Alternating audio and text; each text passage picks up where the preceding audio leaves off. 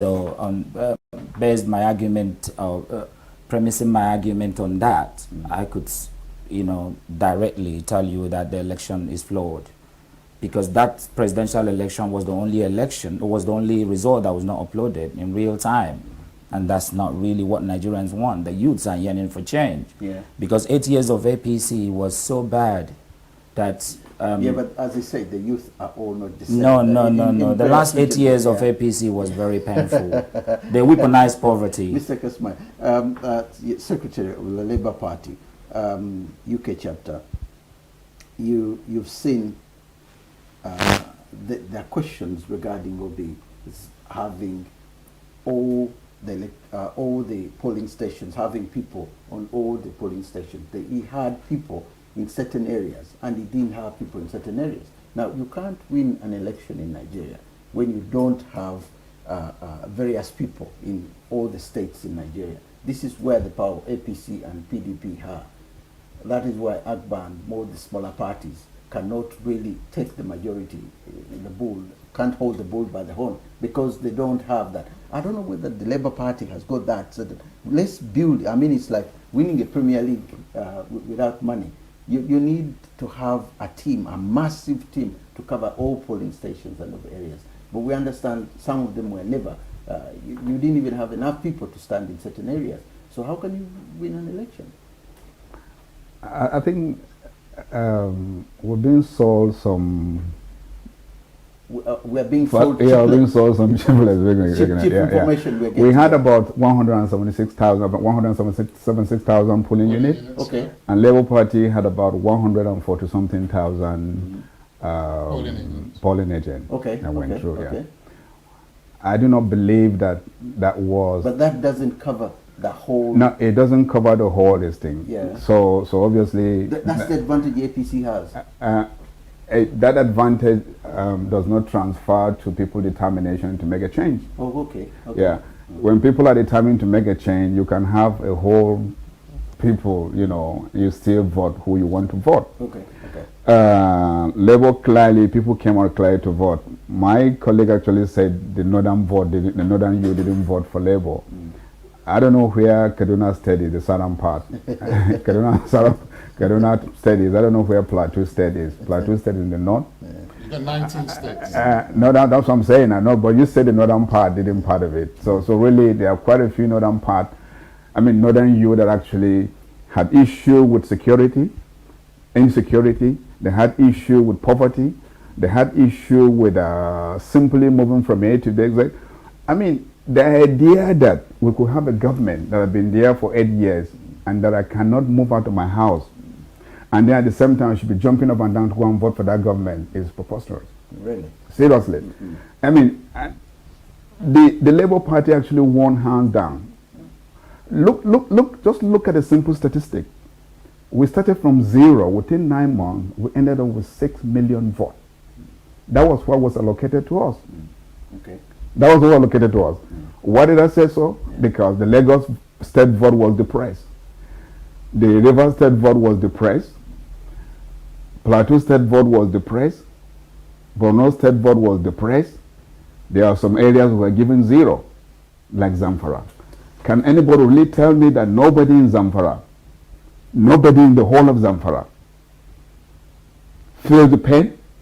The #1 capital of terrorism? And he's telling me voting for the same government to come in and continue? There's no difference between Tinubu and Buhari. Because Tinubu was the leader of the party. I think they call him the national leader.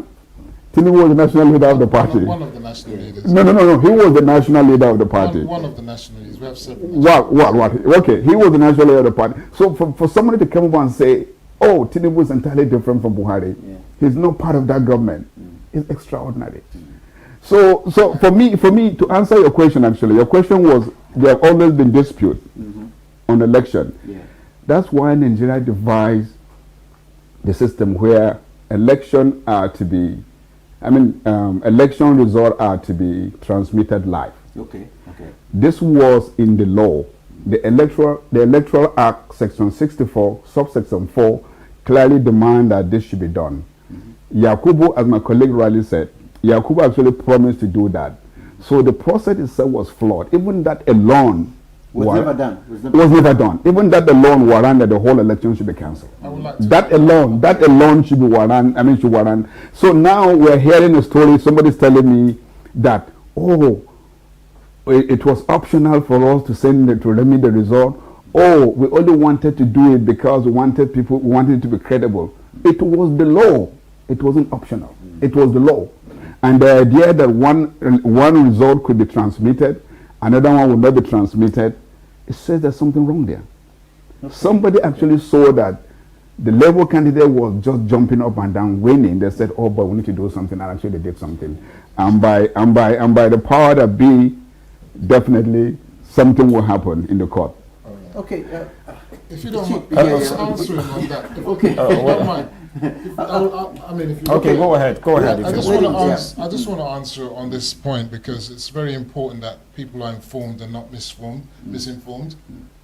The two elections, the House of Reps Yeah. and the Senate elections, which are not being disputed as far as I'm aware by ABGA, Yeah. or are they being disputed by ABGA? Which one? The House of Reps and the Senate. And the Senate, yeah.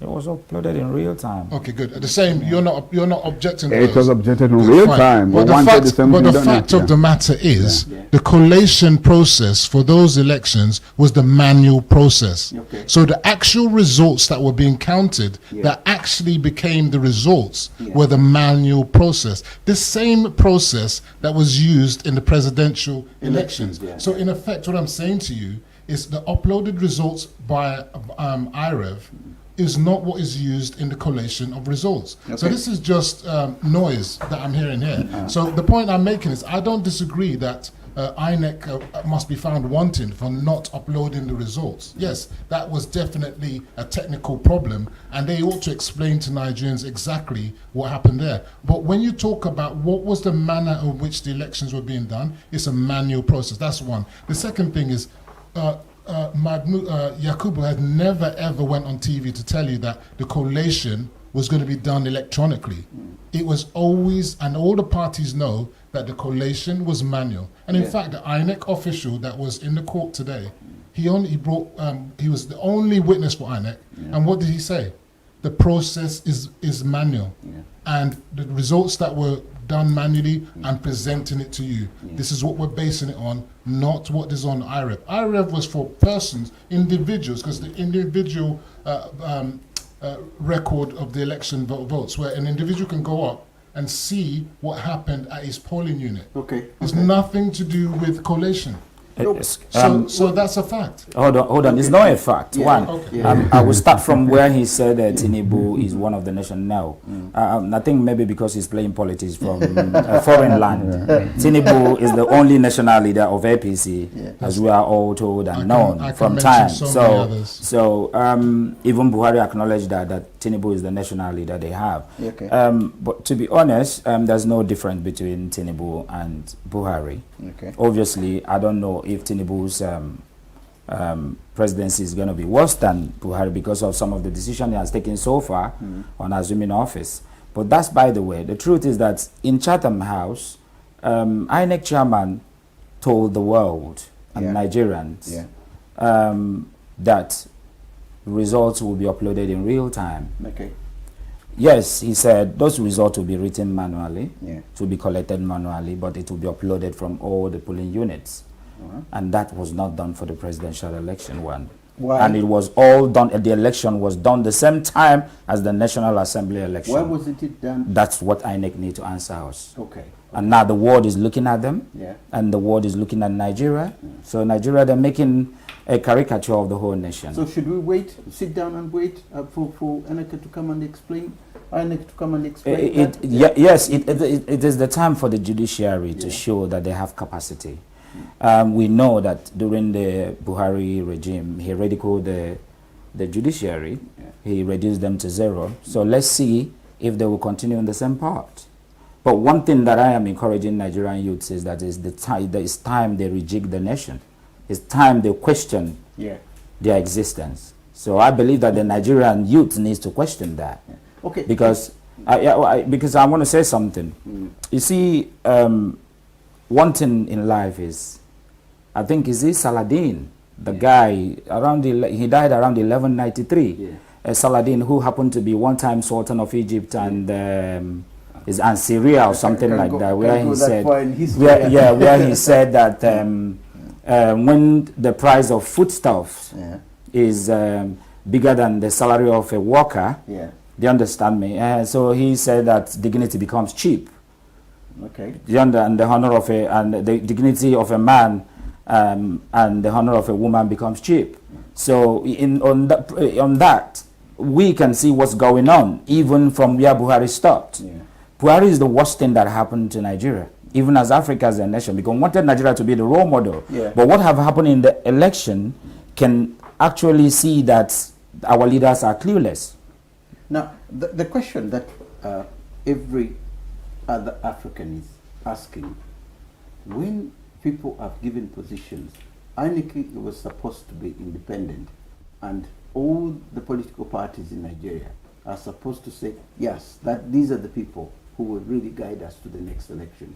These are the people who will count the election. These are the people who will do the job. So that they are supposed to be, despite being Nigerian, being independent in a way. Because the suggestion is now coming up, should we get foreigners to come in? Because if you get Independent National Electoral Commission, that's their name, independent. That's what I'm saying. If it's not, because everywhere in Sudan, in Uganda, in Kenya, even recently they were saying, look, maybe we need to get somebody else to come on, because in Kenya they even killed the man who was supposed to. I'm looking at it from those angles, because these irregularities will never end. The man was provided with enormous resources. The man was provided with enormous resources to conduct the election. So they have enough for their keeps if they are corrupt to even take money from the system. But now for them to do it openly, to tell Nigerians, listen, you can't do nothing, I don't know how to describe. Can I have a word from you? I think we need to look at where ANEC chairman is coming from. ANEC chairman was actually put there by Tinubu. Okay. That's a fact. ANEC chairman put him there, so the guy is not independent. So let's clear that one. Let's forget about that. You can argue about him. Sorry? When the elections were, before the elections. Sorry? You can argue about him if at the very beginning you said, hey, hang on a minute, ANEC chairman, we need to have a new chairman. We need to have something new. What? Exactly. Can I? You see my point? Because if every results don't come their way. No. You see, you mentioned about independent of the ANEC chairman. I just wanted to clarify that point actually, at least so ANEC chairman is not independent. Okay. Even if he was appointed by Buhari, Buhari is not independent because Buhari is APC. Okay. So you have a combination of the guy who won now, Tinubu, who won now, actually put the referee in charge to be put the referee in charge. No, absolutely, he did. But anyway, to go back to what he said, that the coalition was manual. Yes, the coalition was manual, but the transmission was supposed to be electronic. This was promised to us by Professor Mahmoud. It was promised to us here in London, promised to us in Nigeria. So the idea that the coalition is not automatic. Of course, we know that. We know it's not the same thing. But the point is, remitting the result is because between moving from A to B, you can change 1,000 to 100,000, and that's what happened. So really the idea that, so if that wasn't an issue, why then didn't they remit the result as they did with the other one? Why couldn't they do that? Why did they do that? So there must be a reason why they said, to me the simple and the obvious reason is that they saw that our principal, that is His Excellency Peter Obi, was winning. And they simply say, this is the situation. That's one possibility. Another possibility is that they saw that their portal was going to be hacked, and then in order to avoid it being hacked, they put a pause on it. That's another. When we're talking about suggestions of ideas now, his is one idea that's possibly valid. Mine is equally another valid one. We wait for INEC to tell us what is the real reason. But what I wanted to really talk about is the fact about this independence of INEC. The fact of the matter is we've had a situation. Jega was put in place. Was put in place by what's his name? Jonathan Goodluck. Jonathan. Okay. But at the end of the day, the results went the other way. No, and he went. APC won. He went. We all know what happened in that election. This is what I'm saying. So what happens with the sore losers? What happens with sore losers? Like, so long as they don't win, it's a stolen mandate. It's a rigged election. Jega is another questionable. Unless the results is in their favour, it's a rigged election. This is the thing.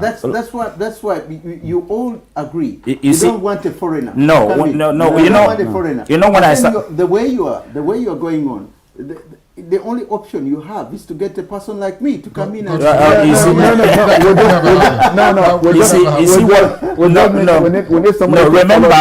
follow the law. Remember that when I started, I said you don't like the fact that they're following the law and that what they follow doesn't suit your narrative. You know what? I'd actually blame INEC for what they've done, but what they should have done is come out with robust explanation of what happened. It's quite simple. Because if they don't now, everybody. They should have come out with robust explanation of whatever happened to justify what happened. I think once that had happened at the earliest possible opportunity, that would dispel all this nonsense that we're hearing now. But once you give an avenue for rumour mongers to spread, then all manner of reasons can come. You know, this is what's happening now. I concur with what Chief OK said now. Concerning what INEC chairman should have done. He would have been able to come out with a reasonable excuse to say this is actually what happened, but Nigerians, calm down. We will give you all the evidence afterwards. But then they didn't do that. He was in a hurry to announce a result at 4 a.m. What was he hurrying for? Why the election is still being collected? What time was the Why the results? Why? Wait! I'm coming. Even the INEC communication czar or chairman or head Okoye, Mr. Okoye, he promised that even the election can be collected even up to 1 week. Why is INEC chairman Yakubu in a hurry to announce it? You know the Nigerian factor style of electioneering, where they say, "Let me announce it, go to court." Do you understand what I'm saying? How many So days for me, was it I can't remember again. It But was more I than know. 48 hours. Almost, But was he in a hurry? You know, what, Election was still being collected. Hold on. He was in a hurry. The collation was finished. And The collation was actually finished. I think we missed the point here. You know, we have, as I said, we have INEC chairman who basically there are some areas results were not even in. Yes. Results were not in. How can you really tell me how many people voted, how many people vote were rejected, and how many people were actually... if you're a statistician, you know exactly I gave you all the time, you know. Let me, this is just my tiny minute. You see, we have no idea about this, how many people actually casted their vote. We have no idea how many votes were spoiled. But at the same time, we have a president announced with 24 million people voting out of 100 million or more than that actually registered. 90-something million. 90-something million registered.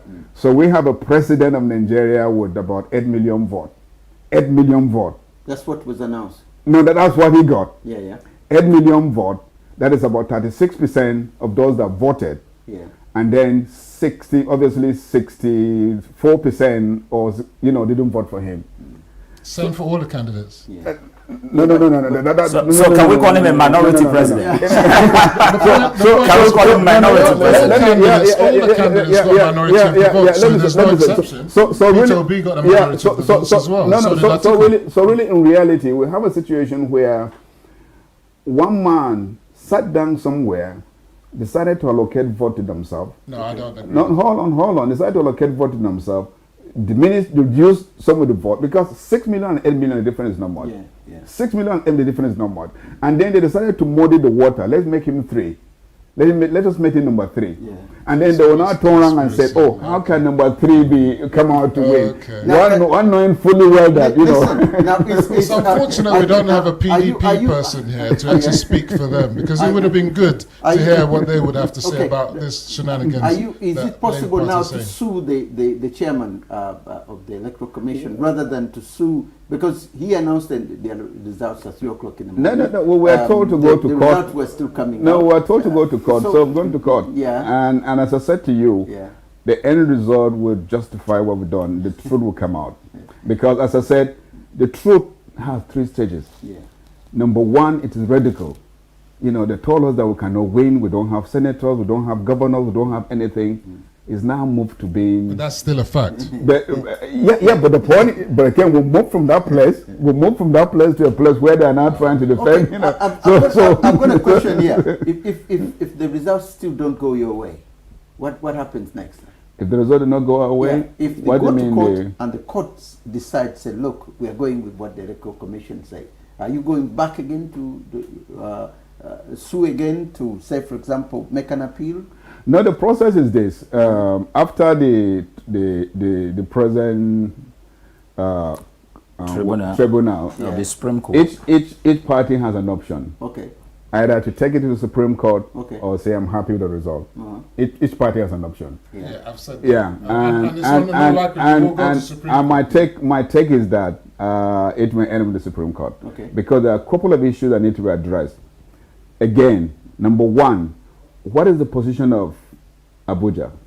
Because the Constitution clearly says that for you to become the president of Nigeria... we discussed that last week.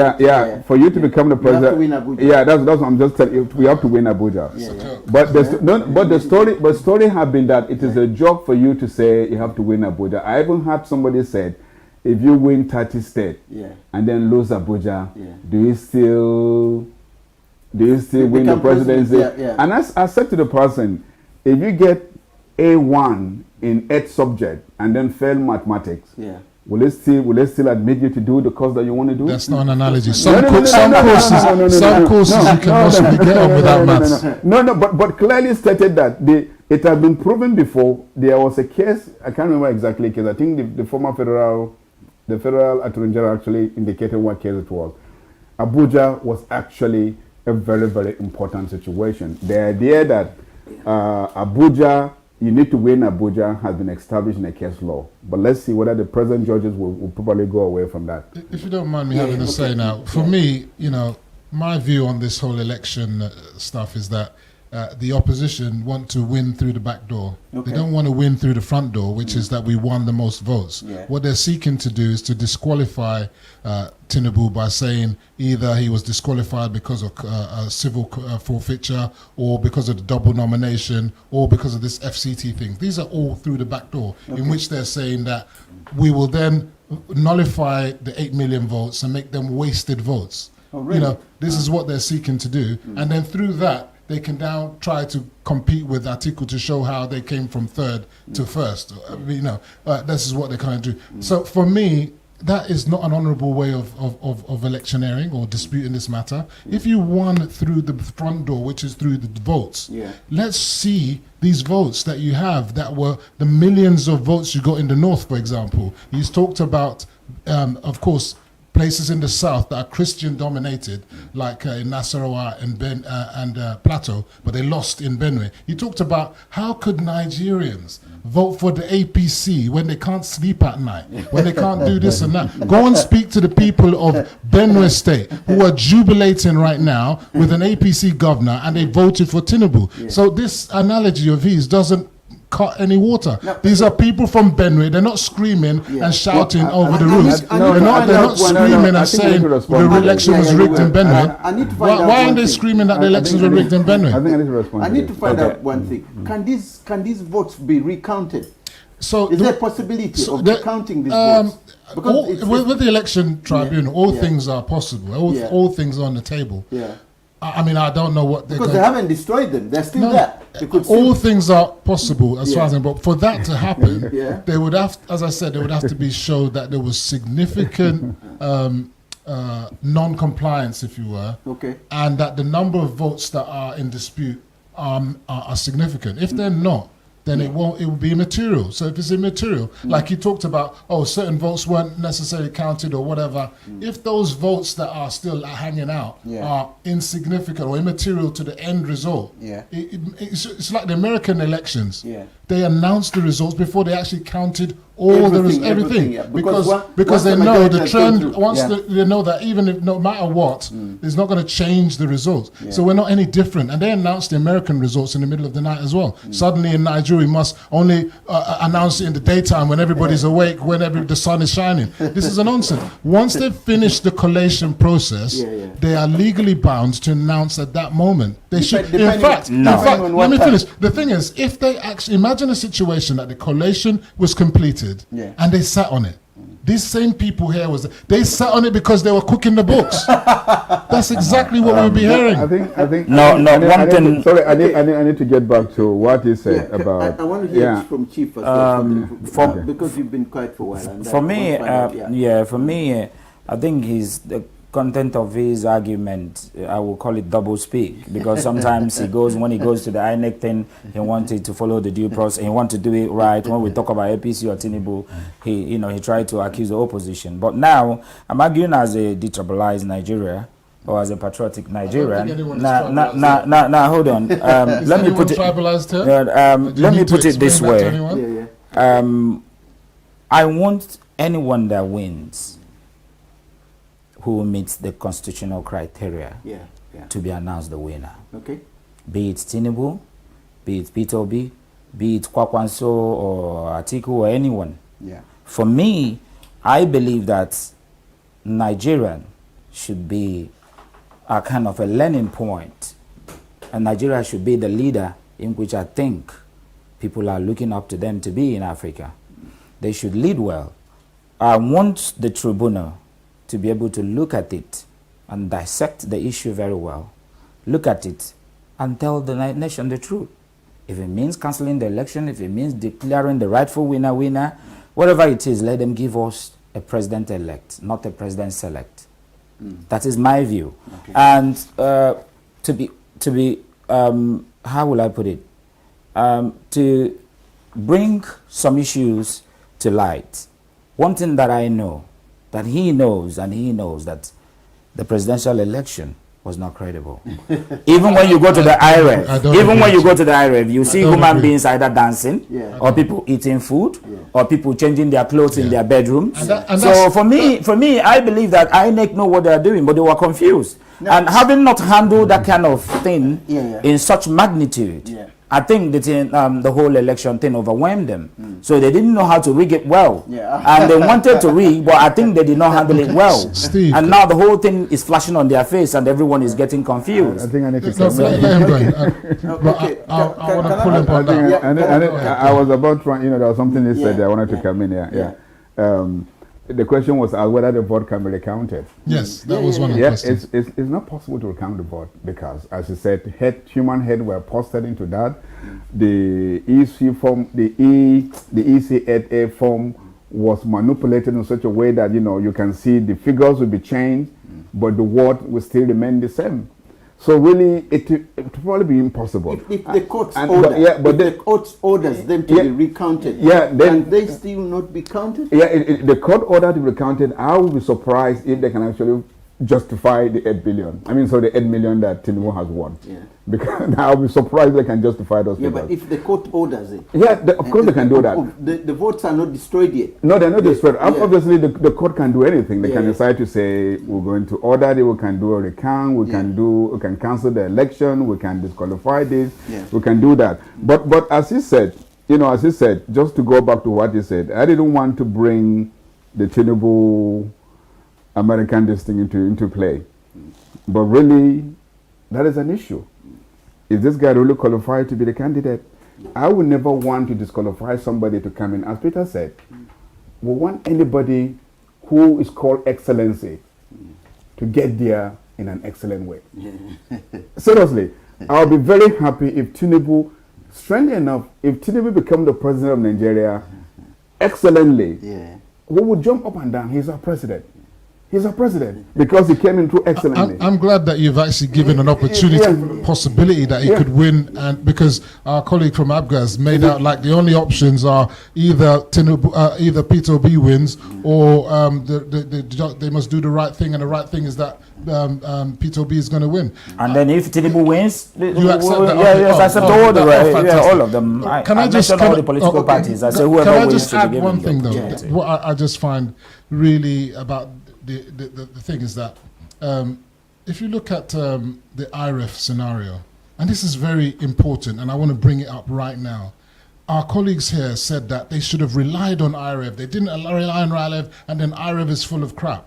Now, imagine a situation that we relied on IREF as the collation portal. Yeah. And we've got pictures of women and people kissing and all sorts of rubbish, and you're going to rely on that data?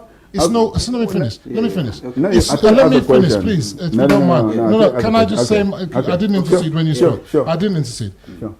It is of the height of folly where these people are asking us to rely on a system that is shown to be bogus anyway. Because on the IRF portal, you see all manner of blurred pictures, all sorts of stuff. Are we going to rely on that when we've got the actual manual documents that we should be relying on? And that's why the system allows it. And it's the system says we rely on the manual process. If we were to rely on that technology, we would be the laughing stock. Right. I think because they actually asked the question, are we to rely on the result, the RF, because they have pictures of women and things like that, so the laughing stock. You see, I think you are being economical with the truth. No. Let me tell you why. Being economical with the truth is that we are saying that the Form ECA was actually manipulated in favor of of the present president. What that means is that there's nothing wrong with the as long as you can manipulate the system as source, which they did. It doesn't matter what you put into the system. So we need to make sure that the system is not manipulated as source. And the best way to do that is to make sure that this form is not manipulated, this form is not altered, and then it's actually pictures is taken and then transmitted. There's nothing wrong with that. So the idea that people are sending pictures of women, people kissing, is the job of APC now. They did that to make sure that they mess up the system up. Okay. So what that means is that obviously, so one may ask, which figure did Professor Mahmoud actually got to declare this guy the president? The thing is, you've actually made the point for me. You said that it's that document, the actual document, and who are the ones manipulating? They remember, you've got ad hoc staff, you've got INEC officials. Not all the officials are INEC officials. Most of the people actually doing the polling officers are NYSC people. They're not actually INEC officials. So, you know, what? Yes, most of the polling officers, they're working for INEC, but they're not official INEC officers. They're NYSC people who have been seconded. They're what they call ad hoc staff. So what I'm saying is that if you look at all the results, whether it's from the Southwest, the Northwest, the whatever, there are infractions and discrepancies everywhere. Even in the Southeast, where they're getting like 98% for Peter Obi. I mean, come on. Like he just said there, are there no people in Zamfara for Labour Party? Are there no people in the Southeast that voted for APC or PDP? I mean, this is a kind of ridiculous situation. But for them, those results are genuine. You know, because they're getting 95% for their candidate. The other candidates didn't get nothing. That's a genuine result. If other sorts that are saying that your candidate only got 5% or whatever, they're a bad result. We have to come away from this kind of situation where only the results that favor our party are the right ones. I've conceded that INEC should do better. Everyone knows that INEC should do better. But what we should do, we should be letting the tribunal do its job. Government is now taken on. we should now focus on what's moving forward, because I know that our chief here was talking about what the youth should be doing, and I really wanted to hear what he wants to talk about what mentioned Saladin. We know what's happening in France. We've heard what people like Charlie Boy are saying. I want to know if that's what he's trying to be talking about, what the youth should be doing, because the government has removed subsidy, which is a rightful thing. We should talk about what's happening now, because their candidates said that if they were in government, they would remove subsidy. And as of today, as of the 1st of July, there would be no subsidy in any case. So I want to ask them, what difference would they make? I'm trying to come to something here which I've been observing for quite a long time as being a Nigerian. The issue of the north and south divide divides Nigeria so much. And even him, Tinubu, in his inauguration address, he quotes it here: the south must not think good for itself, but must understand that its interests are served when good comes to the north. The north must see the south likewise. This is part of his speech. Is there religion? Is there an issue here which, when I look at the elections in Nigeria, is this something that is affecting the outcomes of the results of these elections? For me, I believe that if Tinubu must sound the way he's sounding, he's trying to sound as a patriotic president or a patriotic Nigeria. He shouldn't have even increased the fuel price. Do you understand me? He shouldn't have increased the custom duty or the tariff. It shouldn't have even the school fees issue shouldn't have even come on board. The subsidy, Now, the issue of the subsidy, which is the fuel increase, which resulted to the fuel increase, you can see that the subsidy and the fuel issue is very pivotal. It will affect every side of fabrics of the nation's economy. Maybe he realized this is where I hope he realizes it later. Because right now, just like when I quoted Saladin, that was part of the reason I quoted him. Because when you look at what's happening in Nigeria now, like someone who received 30,000 naira as a minimum wage, who is a graduate, and you buy petrol, 10 or 15 liters of petrol, your salary is gone. You don't have no salary again to feed your family. So that's why I use the word where food prices is now bigger than in the salary of an ordinary worker. Do you understand me? Where that's when I use the word where the dignity and the honor of a woman becomes cheap. Do you understand what I mean? And now, looking at that, every decision Tinubu has made so far has been draconian. It's even worse than President Buhari's decisions. Because Buhari, hold on, that's what I'm saying. He's already pissing Nigerians off. He's making life difficult for them. And now I'm looking at anyone who is raising hand for Tinubu or APC, is either because they weaponize poverty, they are used to poverty. Do you understand me? Every call you receive from Africa now is someone asking you for help. Because whatever they receive is not enough. I believe he should have cushioned the issue. He would have done, have some palliative in place before using the word there's no more subsidy. I believe he was being overambitious when he slipped up his mouth and to say, oh, subsidy is gone.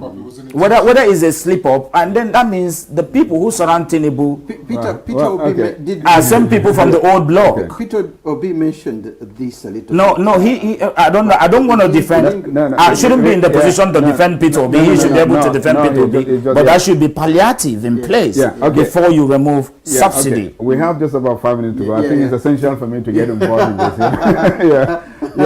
I think in terms of the removal of subsidy, I think we need to go back. We've had APC and PDP for the past 24 years. They know the situation with the petrol. They know the situation with the subsidy. We've had APC government the past 8 years. They know the situation with the petroleum subsidy. They did nothing until they died. Obviously, they didn't want to remove subsidy so that they can win. That's actually what Buhari said. He didn't want to move so that they can win. I mean, how can you run a government like that? That's deceitful. And then you just wake up overnight and then remove subsidy. When you look at it very well, there is no national health care in Nigeria.